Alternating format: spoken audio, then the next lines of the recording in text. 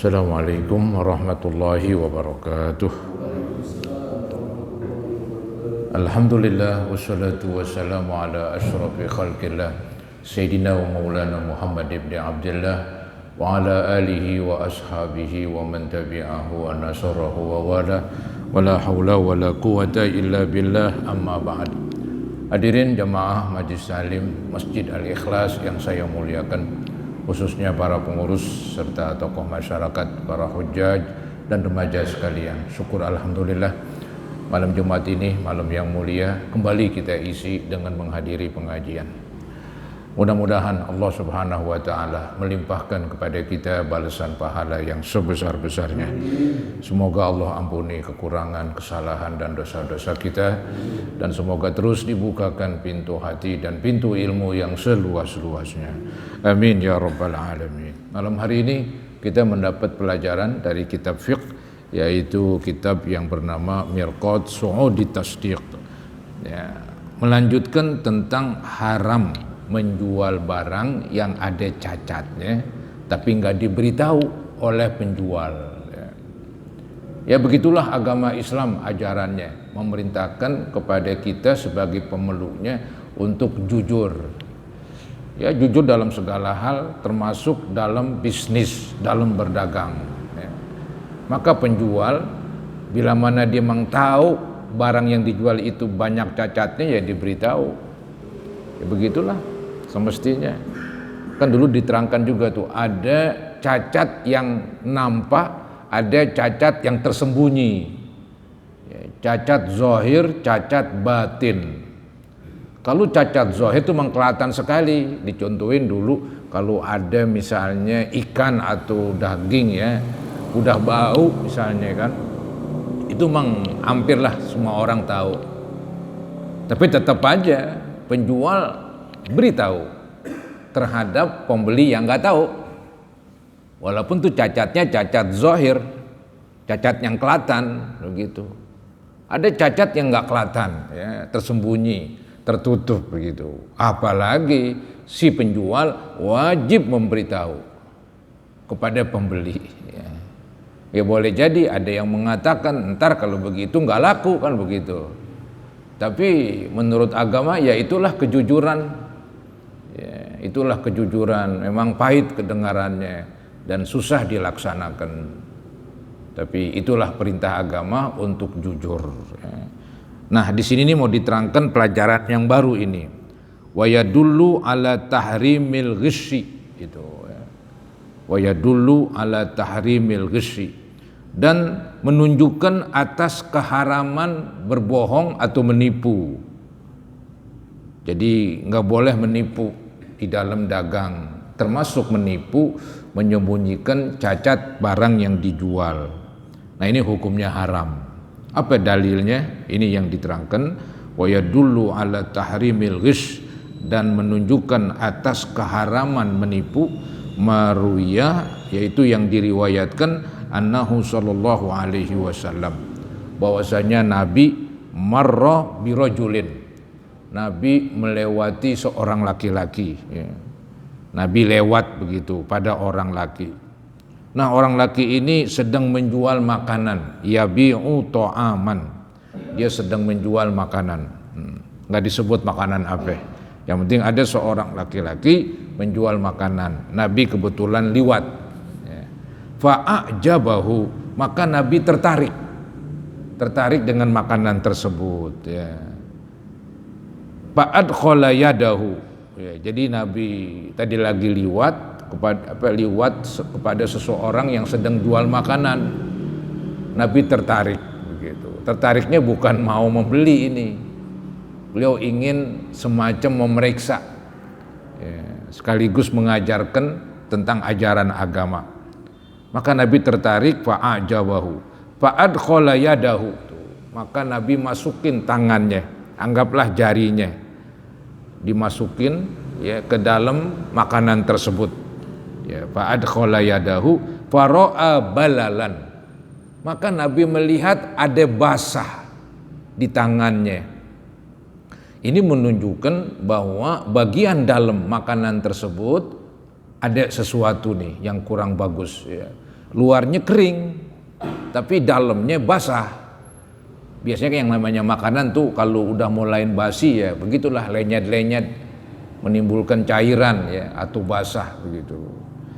Jadi tangan Nabi yang dimasukin pasti bukan tangan seluruhnya, pasti telunjuknya misalnya ya, dicelupin ke dalam makanan yang dijual, dicabut tangannya basah ya, maksudnya jarinya basah. Begitu dikatakan fa'adkhala yadahu fara'a balalan, maka Nabi memasukkan tangannya, maksudnya jarinya, maka Nabi melihat balal, yaitu ada basah. Faqala, Nabi tanya, ma hadza, apa ini? Ini basah kenapa ini? Begitu. Qala asabathu sama. Pedagang menjawab, wahai Nabi, ini kena hujan. Kena hujan katanya. Ya, asabathu sama'u. As-sama' langit, maksudnya hujan. Jadi kena hujan. Nabi balikin lagi, faqala fahalla ja'altahu fawqa ta'am. Kenapa enggak kamu taruh tuh yang kena hujan di atas? Ya. Tadi kan Nabi mengetahui itu basah setelah jarinya dimasukkan. Berarti bagian yang basah di bagian dalam. Ini kan ada penipuan namanya nih. Bagian yang basah adalah bagian yang dalam, sedangkan bagian luar bagian kering. Nah ini ada penipuan. Maka Nabi balikin, kalau emang basah kena hujan, kenapa kamu enggak taruh di bagian atas tuh lempengan yang basah? Ya, fahalla ja'altahu fawqa ta'am. Maka kenapa tidak kamu jadikan bagian yang basah di atas makanan? Hatta yarahun nas, sehingga melihatnya oleh orang-orang. Sehingga orang-orang melihatnya begitu. Nah inilah yang namanya kejujuran. Nabi ajarkan tuh. Ya mungkin ini sifat pedagang ya. Apalagi memang dia belum tahu hukumnya. Jadi nalurinya begitu pedagang, yang jelek ya tutupin. Udah begitu. Ya, apalagi memang dia nggak tahu agama begitu. Kadang-kadang tahu pun lain. Nah di sini saudara-saudara Nabi ajarkan tadi itu, kalau emang ada cacat taruh di bagian atas yang cacat. Artinya biar ketahuanlah oleh orang yang mau membeli cacat pada barang yang dijual tersebut. Ya. Akhirnya Nabi bersabda, ini sabda Nabi ini yang agak keras sedikit nih. Apa sabda Nabi? Man ghasyana falaysa minna. Barang siapa yang menipu kami, maka orang tersebut bukan dari golongan kami. Agak keras sedikit, tapi sih nggak kafir dia. Jadi barang siapa yang menipu kami, dia bukan termasuk golongan kami. Man ghasyana falaysa minna. Barang siapa yang menipu kami, bukanlah dari bagian kami. Ini bahasanya ya agak keras memang, tapi tetap aja orang Islam bila mana menyembunyikan barang yang dijual dari cacatnya, ya terus laku, ya itu sih nggak kafir, hanya dosa besar, menipu orang. Jadi man ghasyana falaysa minna ini berlaku pada barang apa aja yang dijual. Yang tadi saya bilang, kalau cacat yang zahir masih diberitahu kepada pembeli, apalagi cacat yang batin alias bagian dalam, mesti diberitahu banget begitu, sehingga orang membelinya dengan terbuka, atau orang sekarang transparan, terbuka kelihatan semuanya. Ntar tinggal terserah dia mau beli silakan, dia enggak ya silakan. Biasanya kalau udah bercacat ya agak murahan kan begitu. Biasanya supaya laku. Apalagi memang dia misalnya punya barang ada yang cacat, ada yang mulus. Nah, dia bisa bedain tuh. Ini Pak yang cacat harganya sekian. Kalau itu yang mulus harganya ya lebih dari sekian. Begitu caranya. Kemudian wa yadullu ala wujubin nushi, dan telah menunjukkan atas kewajiban jujur. An-nushi dari kalimat nasihat. Itu asal arti nasihat tuh di dalam jual beli artinya jujur. Ada juga nasihat yaitu memberikan nasihat. An-nushu gitu ya. Ini artinya jujur di sini. Wa yadullu ala wujubin nushi, dan telah menunjukkan atas kewajiban jujur. Jadi kan tadi pedagang nggak boleh menipu. Ketika nggak boleh menipu barang yang dijual, dia wajib terang-terangan. Nah, terang-terangan itulah yang namanya jujur. Jadi menipu nggak boleh, jujur wajib. Dua-duanya ada dalilnya. Menipu nggak boleh, hadis yang berbunyi man ghasyana falaysa minna. Ya. Jujur itu wajib. Nah, ini dia dalilnya nih. Wa yadullu ala wujubin nushi, dan telah menunjukkan atas kewajiban jujur bi idharil uyub, dengan cara menampakkan cacat, memperlihatkan. Jadi jujur adalah memperlihatkan cacat barang yang kita jual. Itu dalilnya marwiyah yang diriwayatkan anna Nabiya sallallahu alaihi wasallam, bahwasanya Nabi Muhammad lamma baya'a Jariran, tatkala Nabi membaiat seorang yang baru masuk Islam namanya Jarir. Ya. Zaman Nabi itu memang ada istilah baiat karena umat Islam sedikit, sambil mengingatkan supaya siap membela agama. Nyawa, harta, tenaga dikeluarkan. Ya, maka dibaiat oleh Nabi alias sumpah setia. Ya. Nah, Nabi tatkala membaiat Jarir, ya, mengajak dia untuk bersumpah, menunjukkan kesetiaannya terhadap Nabi dan kesetiaannya terhadap agama, begitu. Nah, itu dibaiat lamma baya'a Jariron alal Islam, tatkala Nabi membaiat si Jarir atas Islam. Zahaba liyan sorib, maka si Jarir habis dibaiat mau keluar dah, mau pergi ya, untuk sesuatu urusan. Zahaba, pergilah Jarir liyan sorib, untuk keluar dari ya, tempat baiat itu. Istilah kita dia mau pulang dah begitu. Tahu-tahu waktu dia mau keluar ditarik sama Nabi, tarik lagi pakaiannya. Ya.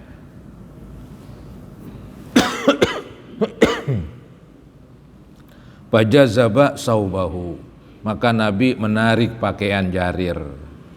Maksudnya supaya Jarir balik lagi. Ya. Kemudian washtaroto alaihin nusha, dan Nabi mensyaratkan. Jadi ketika Nabi tadi membaiat, sudah selesai baiat sumpah setia, Jarir ceritanya mau keluar. Ketika mau melangkah ditarik lagi sama Nabi bajunya. Disuruh apa? Untuk nerima tambahan baiat. Ada tambahan baiat ini yang belum Nabi sampaikan. Itu kan isi baiat biasanya dia membela Nabi Muhammad, ya. Dia siap membela agama Islam dengan harta, dengan nyawa dan raga, begitu. Nah, tambahin lagi dia siap jujur di dalam jual beli. Itu tambahannya itu. Dikatakan di sini ya, washtaroto alaihi, dan Nabi mensyaratkan atas si Jarir an-nusha, disyaratkan oleh Nabi tambahan baiat itu, isi baiat tambahannya disyaratkan lagi jujur ya, likulli muslimin ya, bagi setiap orang muslim. Jadi bagi setiap orang muslim yang dihadapi oleh Jarir, Jarir harus jujur kepada mereka. Karena Nabi tahu Jarir ini pedagang. Maka diingatkan setelah mau keluar dari baiat, ditarik lagi sama Nabi gitu. Wahai Jarir, ini ada tambahan lagi nih. Kamu kan pedagang, maka setiap kamu nanti menjual, kamu harus jujur, begitu. Washtarata alaihi nusha likulli muslimin. Nabi mensyaratkan atas Jarir untuk bersifat jujur terhadap setiap orang muslim. Fakana Jarir, maka adalah si Jarir idza qoma ila sil'ah, apabila ia berdiri untuk apa ini, yabi'uha, untuk menjual barang. Jadi apabila Jarir mau jual barangnya, ya, aqarra uyubaha, beliau ikrar, menyatakan keaiban barang yang dijual. Jadi ketika Jarir mau jual barang-barang, ya emang di pedagang, Jarir itu ikrar, menyatakan, ya, yaitu menyatakan bahwa ini barang ada cacatnya nih. Kalau itu tuh yang mulus, gitu. Kalau ini ada cacatnya lagi sebelah sonono, begitu. Diberitahu kepada pembeli. Begitu. Dikatakan lagi di sini, summa khayyarahu, setelah Jarir memberitahu, maka Jarir memberikan pilihan. Ya dong, namanya penjual nggak bisa maksa. Silakan Bapak beli ini, silakan tidak. Yang penting saya mengatakan apa adanya. Ya. Jadi cacat-cacat pada barang udah saya beritahu kepada Bapak sebagai pembeli. Tinggal terserah Bapak nih sebagai pembeli. Silakan beli ya silakan tidak gitu. Waqala nih, dan berkata Jarir, in syi'ta fakhud. Kalau kamu mau, wahai Bapak mau beli, fahud, ambil katanya. Wa in syi'ta fatruk. Kalau kamu mau untuk ngundurin diri, ya undurin diri silakan. Kalau kamu ingin tinggalkan, tinggalkan. Kalau kamu ingin beli, silakan begitu. Itu Jarir. Ya. Nah, ketika Jarir ngomong begitu tuh, banyak pedagang-pedagang tanda tanya ini. Faqila lahu, maka ada yang berkata kepada Jarir, innaka idza fa'alta mithla hadza, sesungguhnya engkau wahai Jarir, bila mana berbuat semacam ini, lam yanfud laka bai'un, enggak bakalan habis jualan lu katanya. Enggak bakalan habis jualan lu. Jarir menjawab, dikatakan faqala, Jarir menjawab, inna bay'ana Rasulullah sallallahu alaihi wasallam. Sungguhnya kami sudah membaiat Nabi, sudah sumpah setia di hadapan Nabi yang diantara isinya ala nushi likulli muslimin. Wajib atas kami bersifat jujur terhadap orang muslim katanya. Zakara dzalikal Ghazali. Imam Ghazali yang menyebutkan ini kisah tentang kisah Jarir, ya. Bagaimana dia dibaiat oleh Nabi, di antara isi baiat disuruh jujur. Kemudian bagaimana ketika dipraktekkan ya baiat tersebut ketika dia dagang, sampai-sampai ada yang semacam ya nyeletuk begitu. Kalau ente kerjain terus begini, wah susah lakunya nih barang ente, nggak bisa habis kalau begitu. Kata Jarir, inilah hasil baiat saya kepada Nabi. Emang ini hukumnya wajib katanya. Bukan main itu. Jujur. Ya kata orang jujur mujur. Enggak jujur hancur begitu apa? Ya untung, tapi untungnya sebentar. Untungnya sebentar. Ya. Nanti kalau terkuak, terbuka, ketahuan, udah orang kapokin. Ya, artinya dalam segi inian peminat. Kalau peminatnya tahu, pembelinya tahu, dia akan mundur lagi, tidak akan beli lagi. Dalam segi agama dia dosa, ya, dia dosa, begitu. Jadi nggak ada untungnya sebetulnya tuh. Ini tukang dagang khususnya ini harus tahu itu, karena mereka yang berhadapan langsung dengan para pembeli.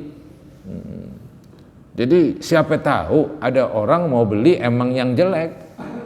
Jual jeruk misalnya, ini jeruk yang agak busuk sedikit, lalu itu yang utuh, ini murahan ini, harganya separuhnya lah kan begitu, sekilo 10.000, yang utuh ini sekilo ya 6.000, 7.000 misalnya. Biasanya begitu. Siapa tahu ada orang pengen beli yang begitu. Siapa tahu, orang kan masing-masing tuh ketika membeli tujuannya tuh buat apa. Ya, jadi kalau begitu ya udah dijelaskan aja.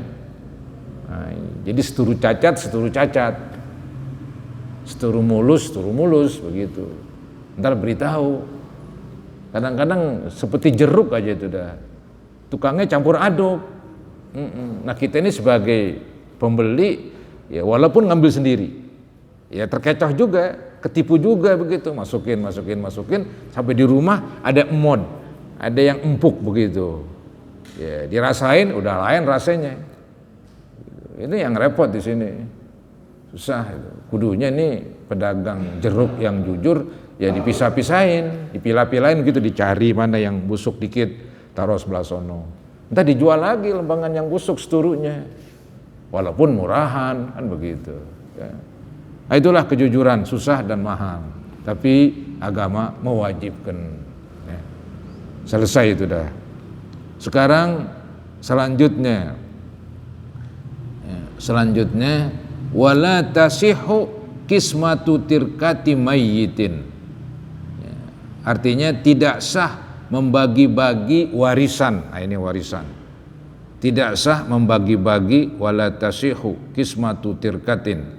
Tidak sah membagi, yaitu warisan, ya, membagi-bagi warisan, tirkati mayitin, warisan dari si mayit, wala, dan juga enggak sah bai'u syai'in, menjual sesuatu dari warisan, minha, daripadanya, ma lam tuwaffa, selama tidak dipenuhi, selama belum dibayar, ai tuqda, sebelum dilunasin, duyunuhu, utang-utang si mayit.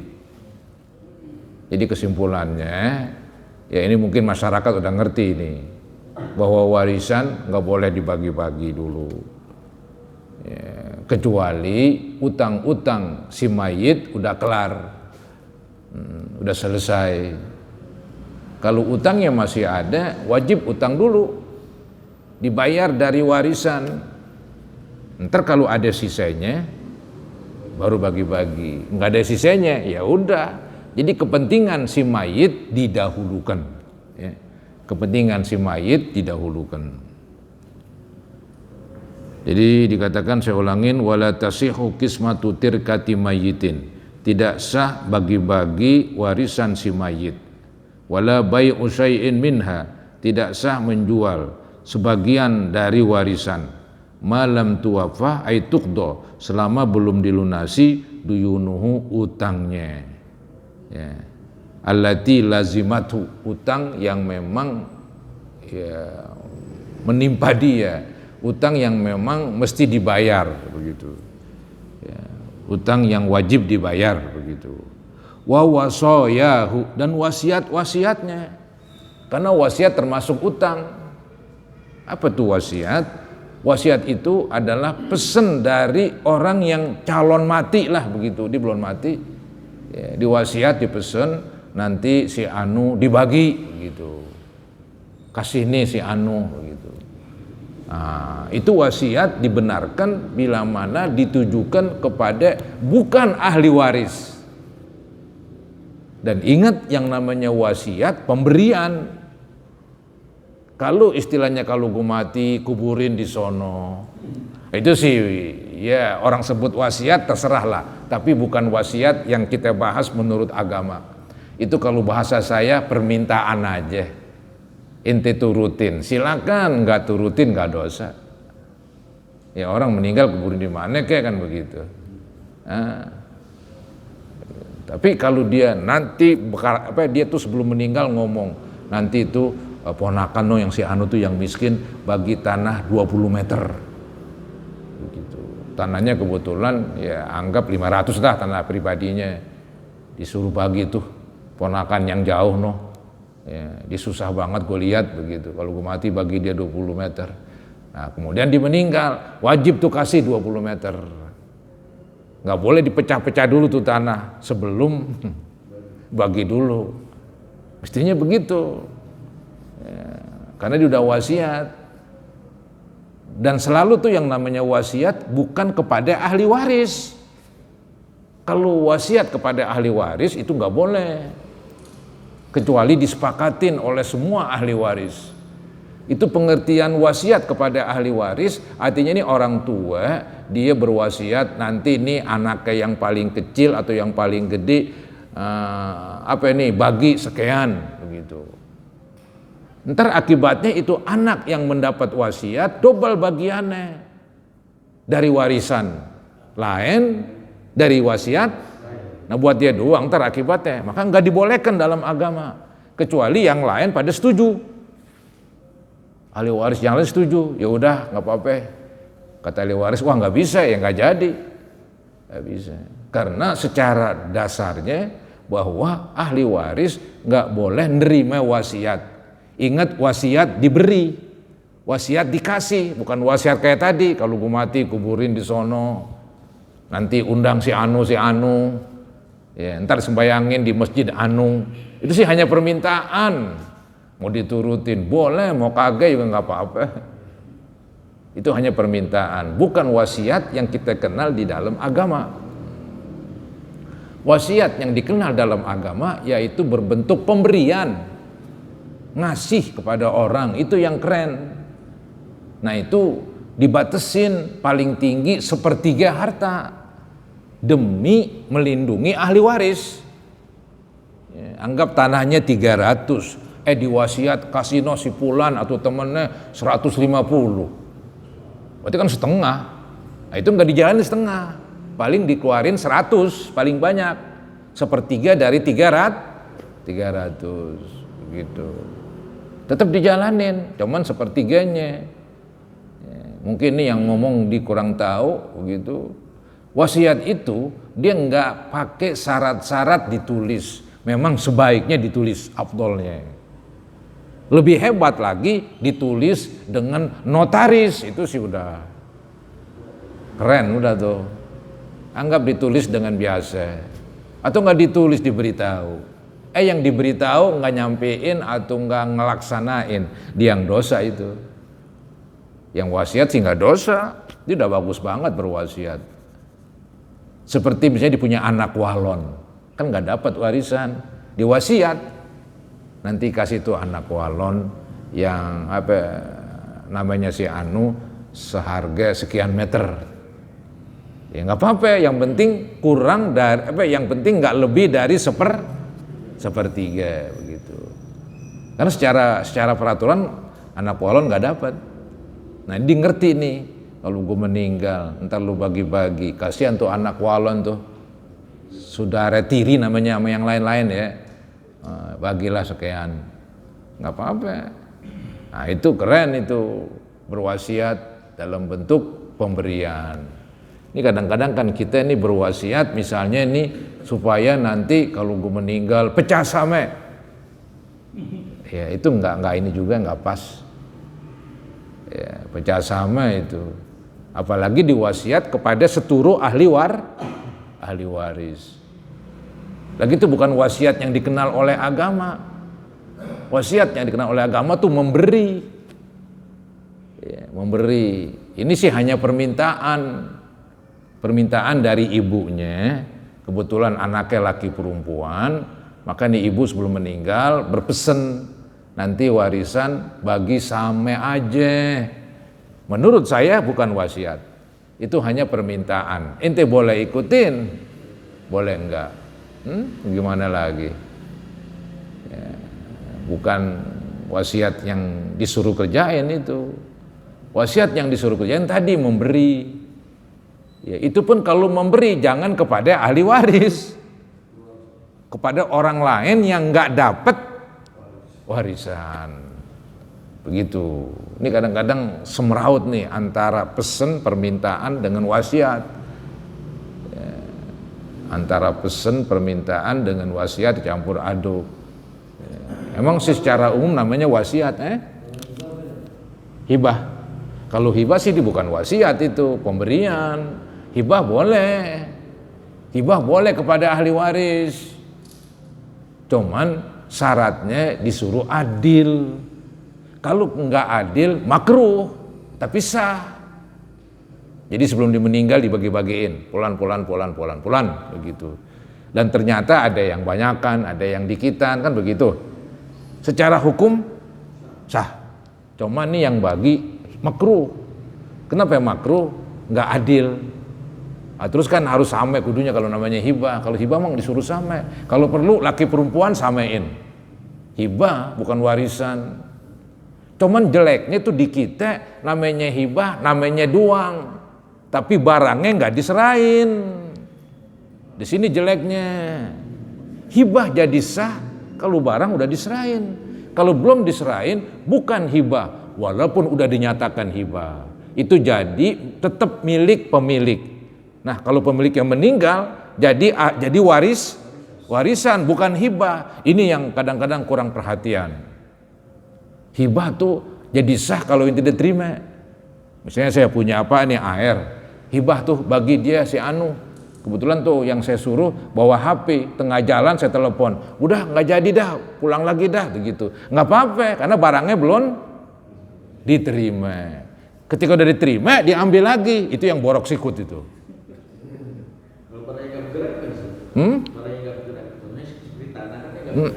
Tanah kan nggak bergerak, baik.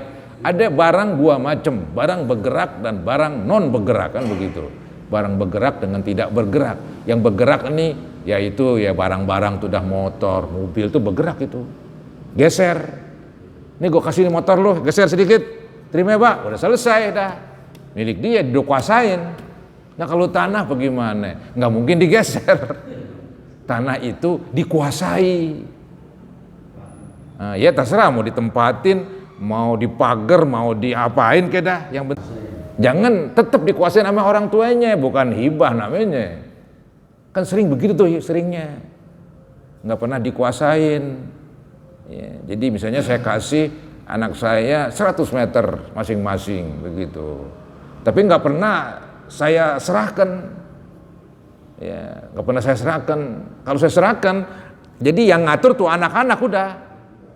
Ya, ada kontrakannya siapa yang ngambil? Anak-anak udah dia yang punya. Masih gue mau ambil lagi, kasarnya. Udah dia itu milik. Itulah gitu. Hibah itu di masyarakat kadang-kadang nggak sempurna peraturannya, pelaksanaannya. Khususnya kalau mengasih tanah, karena tanah itu masih dikuasai oleh pemiliknya. Kudunya serahin dengan cara yaitu si anak menguasai. Entah dipagar, entah dibikin kontrakan atau ditinggal di situ. Pokoknya dia udah ngurusin dah, namanya menguasai. Dia udah kuasa di situ mau diapain kayak. Surat boleh belakangan. Jadi ngasih bener-bener ngasih. Ya, hibah bener-bener hibah. Hibah kan bahasa kamunya kan ngasih.